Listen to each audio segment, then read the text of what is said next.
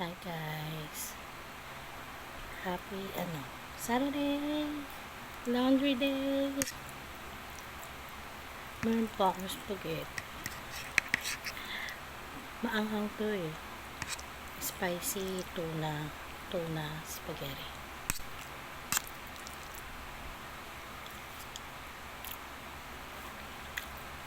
Tapos nilagyan ko siyang cheese whiz. Sarap.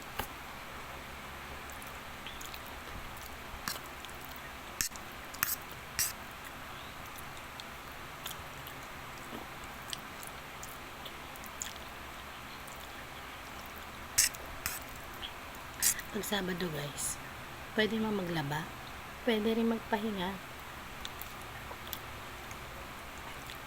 Konti lang ito niluto ko guys. Tapos pinortion ko lang siya. Maliit na ng spaghetti. Kaya may cheese whiz. Tapos nilagyan ko rin ng cheese whiz na. Sarap siya, naging malinam lang.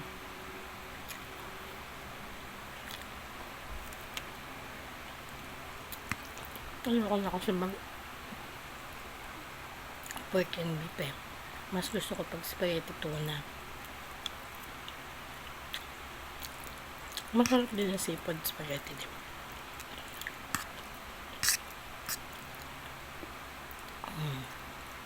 Wow.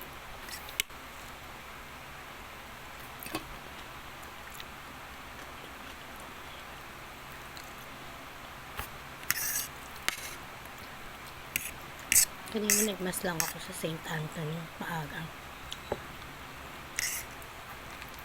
Ewan ko guys, pagdak nga kasi iba-iba yung pakaramdam ko.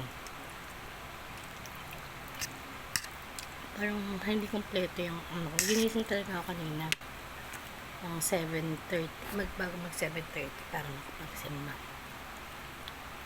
Sabi sa akin ng Diyos, magsimba ka.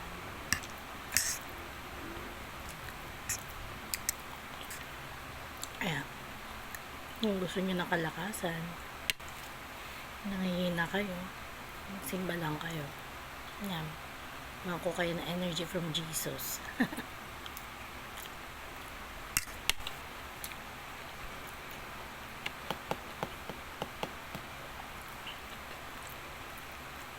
Hindi rin ako makatulog guys eh. So kasi pag sa gabi na diretso na yung tulog ko. Tapos ko maglaba.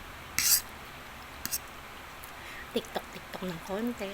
Nakakatuwa kasi pag ginagaya mo yung mga ng TikTok. Hindi naman lahat ginagaya ko. Ayoko rin kasi ng mga yung grabe-grabe na yung mga ayos lang. Yung okay lang. Mahirap kasi rin eh. Sumabay dun sa mga nila sa TikTok yung mga sinasabi.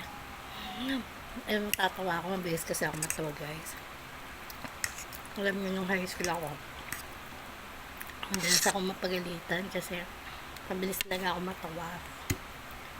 Ewan ko ba?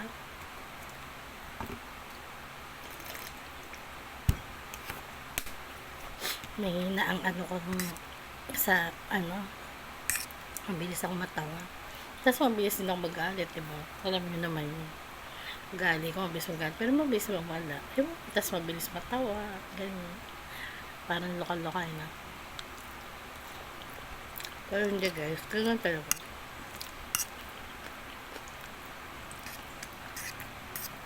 Siyempre may reaction tayo in every situation. Kaya lang, iba kasi magaling mag-control ng mga nararamdaman nila.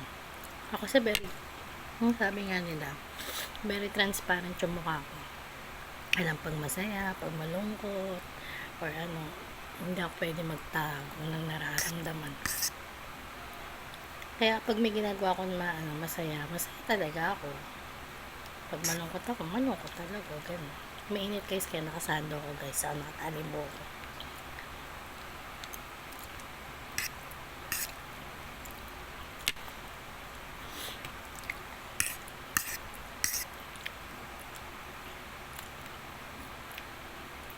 Maganda rin nagluluto ko ng spaghetti. Tapos sire-rep na lang. Tapos pag gusto nyo kainin. Pero yun na nag-lunch na ako. Bumili lang ako. Ano ba yun? Sinigang na bangus. Ayan, inulam ko. Masarap naman. Medyo hindi nga lang siya matabang pero okay lang kasi kailangan ng maging maalat yung kinakain din natin. So, okay lang din yung matabang.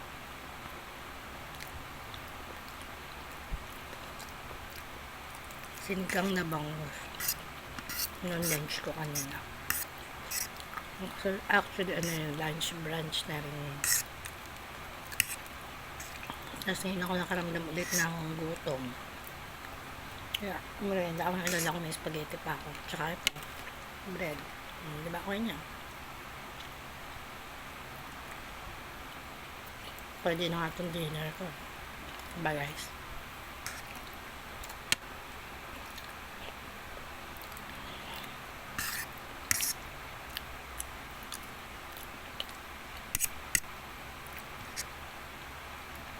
Sabi sa message pala kanina, church, sabi ni pala, ano pala, kailangan tayo mga children of God, hindi tayo lukewarm, parang maligamgam. At kung mainit, malamig, yung love natin or yung spirit natin, ganun. Kaya lang kasi minsan ganun tayo, diba? Tao lang tayo, minsan parang lukewarm.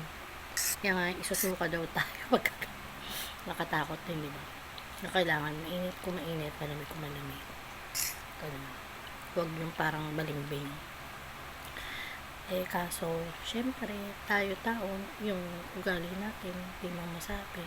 Kaya kailangan talaga, pag tinatawag tayo ng Diyos, yun, patuloy pa rin tayo na sumunod sa Kanya. Kahit naman ganito rin tayo, diba?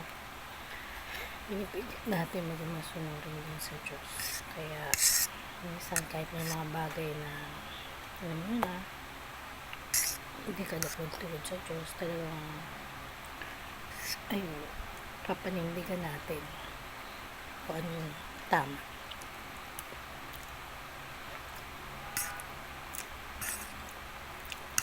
Kahit may mga taong hindi naniniwala sa atin, mga nanakot sa atin, wala na si Lord sa kanila, diba? Basta tayo, ginagawa natin yung makabubuti para sa lahat, diba? Kasi saglit ng buhay sa mundo, like kung sinasabi yun, life is short. Hindi man tayo forever dito, diba?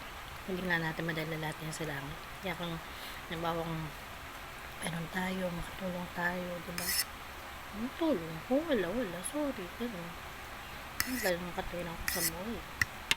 Pero syempre, paano ka makatulong kung wala? Kailangan meron ka din, diba? Cannot give what you don't have. Parang ganun. Even love. If you don't love yourself, how can you give love to others? Dapat mali mo rin yung sarili mo para makapagbigay ka rin ng pagmamahal sa iba. Kasi yung energy mo, sinishare mo yun sa kapwa mo diba? Parang si Jesus, diba? Yung energy niya, sinishare niya sa mga apostles, sa mga tao. Yung love niya, sinishare niya. Ganun ang Diyos. Kahit nagagalit siya, diba? Hindi naman ang Diyos na nagagalit. Diba? Pero yung galit ng Diyos kasi very, nasa tama yung niya. Hindi siya tayong katulad natin mga tao, diba? Kapag higanti, ganyan. Ang Diyos hindi siya ganyan. Bahala ang Ama na mabuhos ka, diba? Kaya guys, parang busog na ako guys. Sabis ko mabusog, no? Ganyan talaga. Pero meron pa konting bread.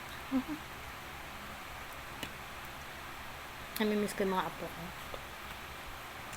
Pero pag na lang, nabilawin ko ulit sila. Meron pa akong naasikaso kasi nun. So, maaaring mag-aral ng caregiving or massage therapist, mga ganun. Tingnan natin.